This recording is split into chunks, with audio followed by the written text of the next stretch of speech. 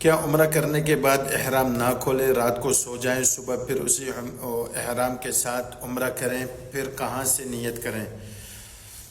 دیکھیں، آپ کا سوال جو ہے وہ نامکمل ہے، پھر بھی میں آپشنز آپ کو دے دیتا ہوں، ہو سکتا ہے اسی میں سے آپ کا جو ہے وہ جواب آپ کو مل جائے۔ آپ نے میقات، سب سے پہلے آپ نے پہلے جو عمرہ کیا، آپ نے میقات سے احرام باندھا،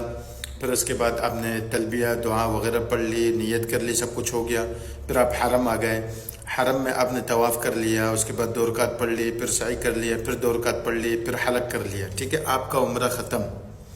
آپ نے جیسے ہی حلق کیا نا، آپ کا احرام ختم شرعی لحاظ سے۔ ابھی آپ نے جو 2 چادریں اوپر اوڑھی ہیں، یہ ویسے ہی اوڑھی ہیں جیسے ہم نے یہ کپڑا پہنا ہے، ویسے آپ وہ جو 2 چادروں میں آپ ہوں گے، آپ کا حکم ایسے ہوگا جیسے آپ نے 2 چادریں پہنے، کپڑے پہنے،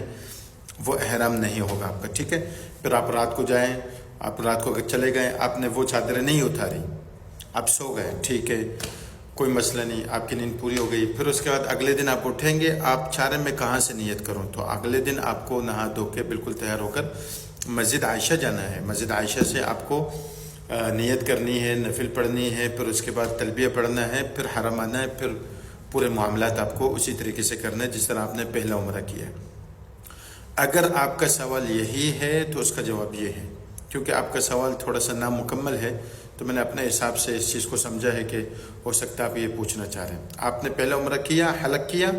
تو آپ عمرے سے نکل گئے، آپ احرام سے نکل گئے، آپ یہ نہیں سمجھے کہ آپ احرام کی حالت، کیونکہ آپ کے سوال میں یہ ہے کہ پہلا عمرہ کرنے کے بعد میں احرام کی حالت میں سو گیا۔ آپ پہلے عمرے میں جیسے آپ حلق کریں گے، آپ کا کام ختم، آپ احرام سے نکل گئے، ٹھیک ہے۔